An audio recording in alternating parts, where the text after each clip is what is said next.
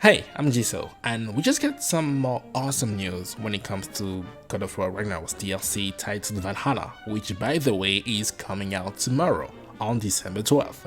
I'm excited, and in the video they showcased 5 things we needed to know, and one of those things, it was kind of funny. I thought that was funny because one of those things was the fact that the DLC was free, something we already knew. But they mentioned that yet again, and I think that's honorable because how many times you see AAA games release just free DLC? And I was kind of skeptical when it comes to the size, but I think it's going to be substantial. It's going to be a substantial update that we get for free, and the only requirement is for you to own the base game. And maybe, just maybe, the game is going to go on sale soon. It's December, so why not? And also keep in mind that you don't have to beat the main story in order to have access to the DLC. It is accessible at any given moment, but just know that it is recommended to finish the game first because you're going to be exposed to spoilers. So yeah, keep that in mind. But knowing that you can jump into Valhalla at any given moment, it also means that nothing is going to carry over. No hack silver, no experience, no skills. I think the skills will carry over, but not no armor sets, so you get to start fresh, anew. So, in case you were not aware, this journey is going to be focused on Kratos. Valhalla is a brand new explorable location, and it's only about Kratos and Mimir. No companions, and people even said that the reason why Freya is not here is because she's pregnant. It might be true. If you play the game, I don't want to spoil anything, but if you play the game and know how the game ended, it's I think she might be pregnant. But anyway, it's only us, you, your weapons, and Mimir against the world.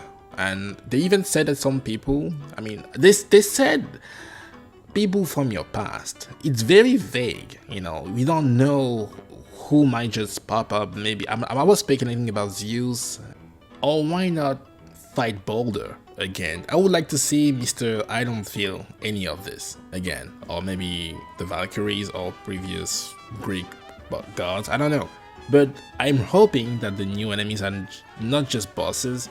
You can see multiple combinations of random enemies. You see the elves with the Draugrs, with like the undead guys. I forgot their names, but yeah, I'm really hoping that we get to see more. In the previous trailer, the first one they revealed at the Game Awards, you could see a Cyclops.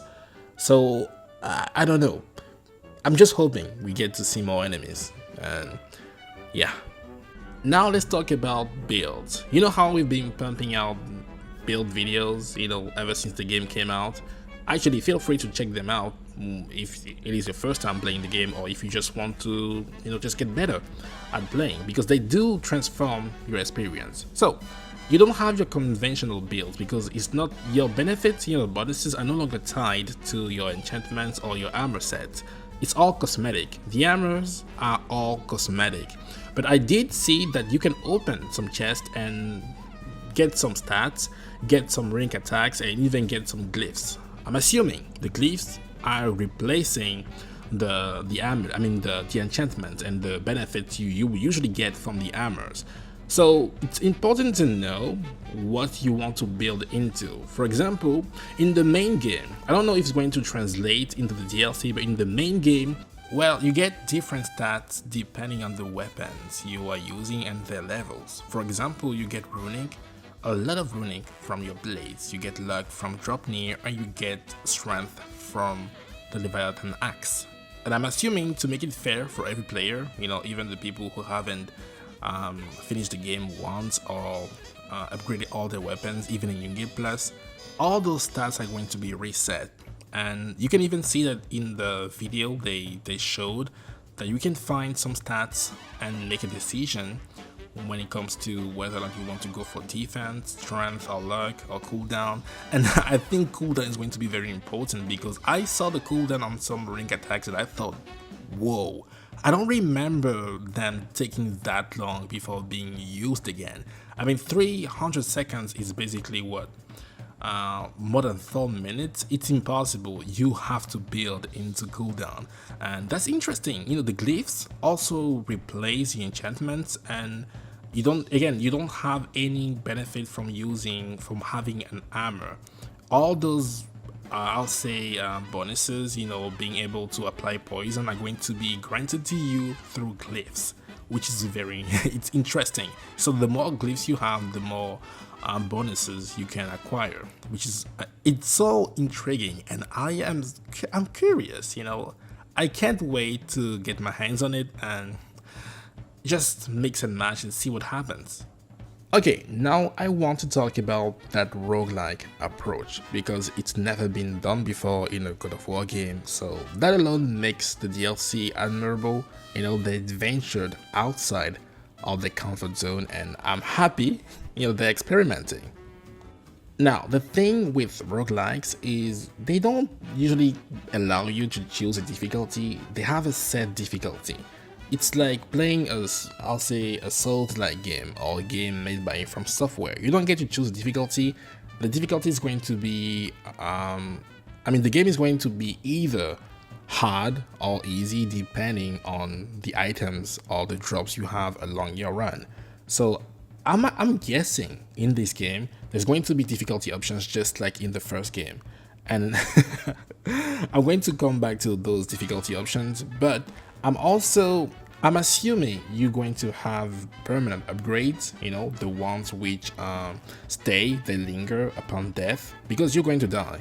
Obviously in this DLC you will die and your run is going to be reset, but you also get to keep some items and lose some other items. You know, that'll be my guess. But when it comes to difficulty, I gotta be honest with you, I usually always play on the hardest difficulty, which this time is called Give Me God of War. Give me more God of War, you know? Oh, actually, maybe it's just called Give Me God of War. Anyway, I tend to play on the hardest difficulties, you know, in games. That's what I did for God of War Ragnarok. From the very start to the end, I kept playing on the hardest difficulty. The problem is I suffered, you know. Sometimes I spent 30 minutes on a regular encounter, not even bosses, not bosses. I spent 30 minutes dealing with the mob, and I swear to God, those regular enemies are worse than the bosses. So I'm thinking about having just a casual run this time in the DLC. I don't know. I will still have to try and see how things turn out, but I don't want to spend 30 minutes on one encounter, and the problem is this time we get punished quite heavily. In the main game, if I die 20 times in a row, that's okay. But then in the DLC, I can't afford to die 20 times because every single death is synonymous with having to start over and potentially losing my progress and those items I collected along the way. So I'm thinking, is playing on the hardest difficulty from the start wise? I don't think it is, but again, we will have to choose to see if it is actually balanced. But in my experience, sometimes you just die in one hit. So imagine having to play on a difficulty like that, knowing that you have no gear whatsoever, all your stats are reset, and you have to play on the hardest difficulty. Oh yeah, that's very interesting and toxic, and I'm stubborn. Sometimes I may say all those things and still bang my head and die 3 times in a row before I just learn my lesson. I'm that kind of stubborn, and maybe you are too. But either way, what I'm trying to say here is maybe, just maybe, playing on the hardest difficulty from the very start is not the way you want to go. But I guess, again, we will have to wait and see. This is very interesting overall because I wasn't expecting a DLC for this game, and I wasn't expecting a DLC centered on Kratos. I was sure, like 100% sure it was going to be about Atreus, but you know what, it's about the dad of War, and I'm all for it.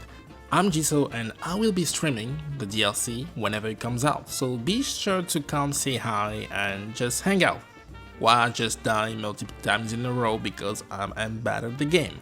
And also drop a like, subscribe, because I will keep you updated when it comes to whatever I find when it comes to getting better and, you know, acquiring the best items.